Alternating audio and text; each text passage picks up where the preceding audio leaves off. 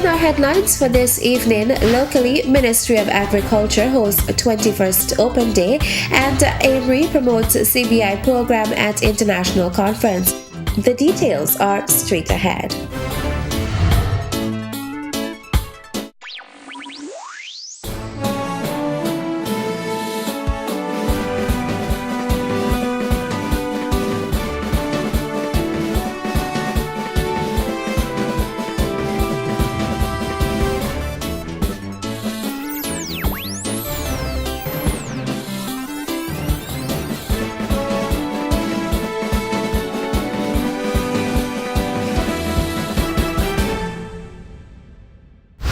Good evening and welcome to the Nevis Newscast for today, Thursday, March 26, 2015. I am your presenter for this evening, Bronte Swanston Hendrickson.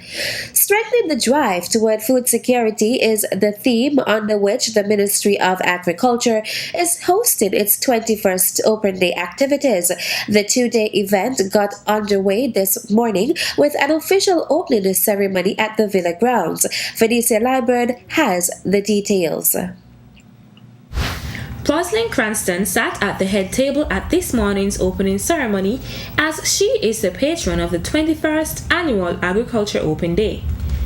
Permanent Secretary in the Ministry of Agriculture read the profile of the patron, stating that Cranston is a hard-working and dedicated woman who has served for more than 20 years in the agriculture industry.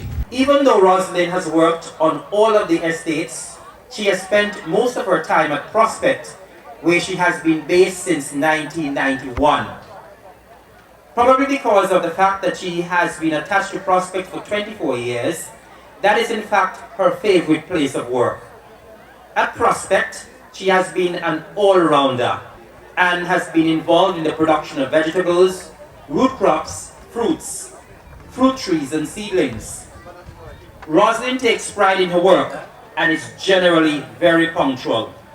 She's very regular and is absent only when it is absolutely necessary. She's also very respectful to her supervisors, greets you with a smile, and is always willing to go beyond the call of duty to ensure that productivity is maintained on the estate. He then congratulated the patron for her long-standing service. Rosalind is grateful for the 34 years she has spent at the Department of Agriculture. Even though her line of work is tough, she enjoys it and never complains. Rosalind, the ministry joins with the Departments of Agriculture, Cooperatives, and Fisheries in congratulating you for the outstanding contribution you have made to the Department of Agriculture and, by extension, the development of Nevis. We thank you for your long and valuable service. We are pleased to salute you as our patron for 2015. Congratulations again, and may God continue to bless you with good health so that you may be able to give us another 35 years of service. Minister of Agriculture, the Honorable Alexis Jeffers, then presented Cranston with an award and fruit basket. I am very proud of you, Ms. Cranston. We appreciate it very much. And not only we from the Department of Agriculture, but also the entire island of Nevis, because 20 years is a very long time. And to be dedicated to a task for that long, it says something about someone. And we want to thank you very much.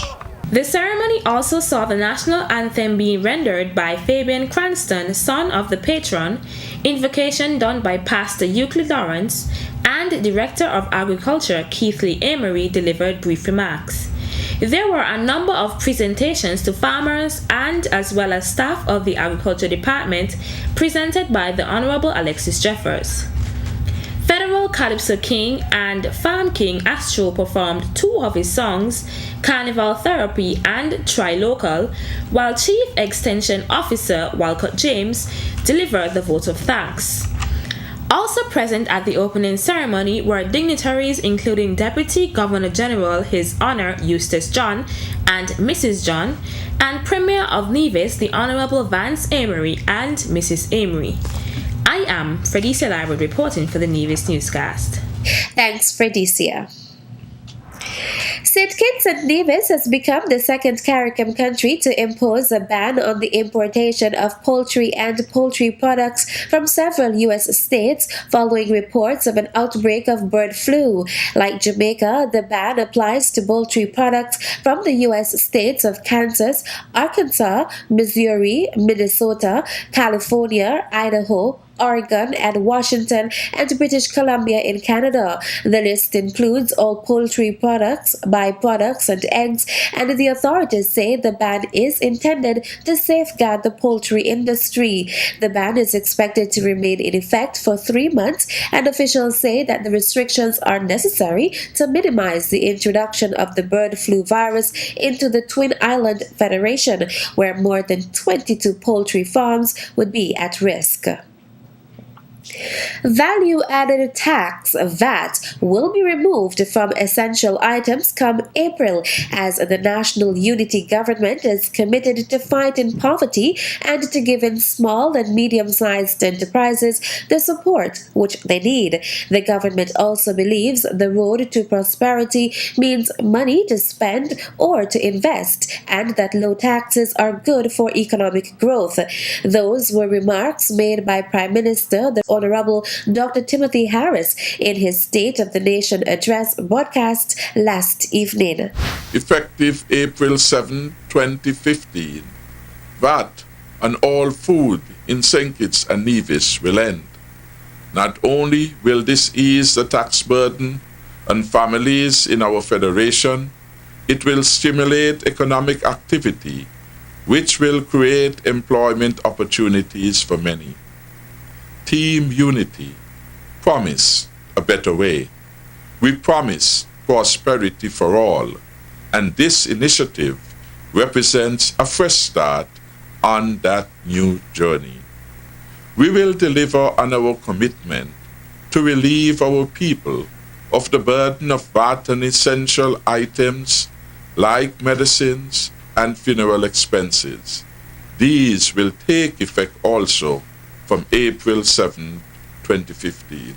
Meantime, the Prime Minister's address also spoke to the federal government's plans to strengthen, restructure, and reorganize the St. Kitts and Nevis Citizenship by Investment program to meet the expectations of the people and other partners in the international community.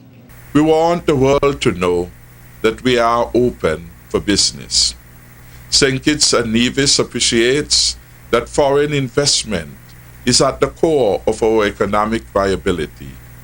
We are ensuring the long-term sustainability of our Citizenship by Investment program as a win-win program for all the people. In this regard, we request the support and understanding of developers, service providers, agents, and all interested parties as we do what's right for the program, for our country, and for the international community. St. Kitts and Nevis was last week invited to promote the Federation's Citizenship by Investment program at an international conference in Dubai. Senior Minister in the federal government, the Honorable Vance Amory, made that presentation to the delegates. I was asked to speak at one of the sessions, and I believe that we were able to assure the people who were there as agents, who will then assure their own clients that all will be well with the St. Kitts and Nevis Citizenship by Investment program. And having reported to the Prime Minister, we certainly will be looking at upgrading and restructuring the Citizenship by Investment unit, which handles all of the applications and the processing of the applications, and to ensure that that office functions in a professional manner, and that those applications or applicants and clients who make their requests, that their business will be handled expeditiously, efficiently, so that they can be assured and can be assured that we in St. Kitts and Nevis are serious about this program. And this program, being the oldest program from 1984 until now, clearly is a leader in international citizenship and investment programs. And we need to keep that so that we can have the benefits for the people of St. Kitts and Nevis and also for the clients who want to use their citizenship to acquire a passport of St. Kitts and Nevis, to travel, to do business, and to have as hassle-free travel as possible. According to Amory, he was able to put forward the federal government's intention to add a dimension to the Citizenship by Investment program. We want to broaden the dimension to get away from just investment in real estate, whether it is in a condominium or in a villa or in hotels and things like that, to transpose this to investment in government infrastructure, because we believe that if someone has an affinity, say, for health or for education and would like to invest in those areas, that should not preclude them from becoming an economic citizen simply because they're not investing in a hotel or a villa or a condominium. So we are going to look at broadening the scope so that we can attract more people with diverse interests, and also provide a direct benefit to government of that investment money in infrastructure, whether it is in health, education, or in roads or electricity or whatever the area is. This new dimension has created some interest, Amory notes. It is our intention to pursue this because I think it's important. The Citizenship by Investment program grows, that it continues because of the benefits it can bring for the people of St. Kitts and Nevis and for the government as a source of revenue. Senior Minister in the federal government, the Honorable Vance Amory. Stay with us, we'll have more local news after the break, and coming up after the break, Nevis Blues Festival lineup announced. Stay tuned.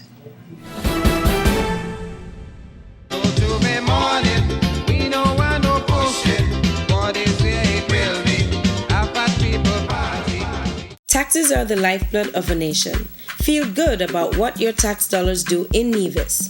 As a responsible citizen, your tax dollars support caring for the elderly. Pay your taxes on time. This message was brought to you by the Inland Revenue Department, Nevis. Be a responsible citizen.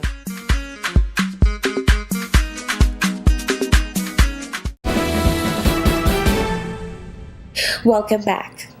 Nevis's Premier and Minister of Education, the Honorable Vance Amory, was on Tuesday of this week meeting with representatives of the Caribbean Development Bank, CDB. That meeting, according to the Premier, looked at the island's development in technical, vocational education and training, TVET. Our discussion centered around the upgrade of certain facilities, both at Charleston Secondary and at the Gingerland Secondary School, to improve the capability of those institutions and the government's capability through education to provide technical education for the people of Nevis. I think we shall see that program taking effect in the new year. The Nevis Island administration is now finalizing that project through the CDB, the Premier notes. That is going to be a very vital aspect of our government's provision of opportunity for training so that our people can be ready to take up the opportunities for employment which will arise from the varying investments which shall come to this country in short order, some of which are already being put on the ground. Premier and Minister of Education, the Honorable Vance Amory. More details of the lineup have been announced for the first edition of the Nevis Blues Festival, which will run from April 16th to 18th at a specially created site adjacent to Uwali Beach.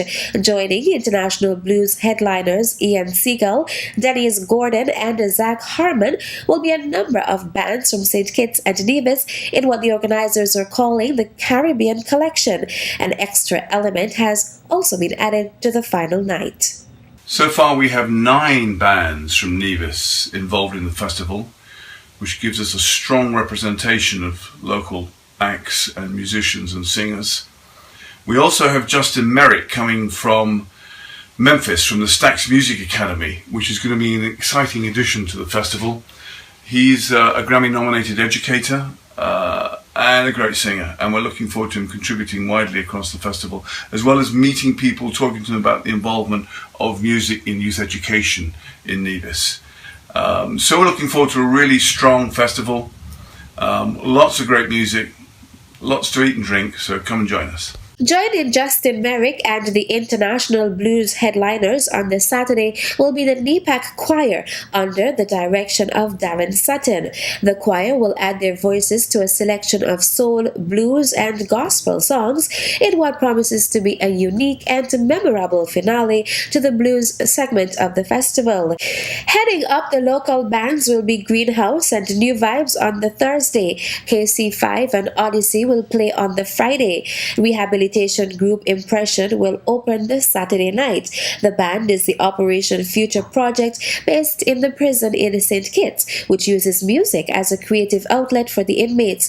The core band, with special guest Miko, will close out the festival on the Saturday. There will be a variety of food and drinks available, including specialties from Sunshine's Beach Bar, together with a barbecue. Caribbean will also have its familiar bar at the festival.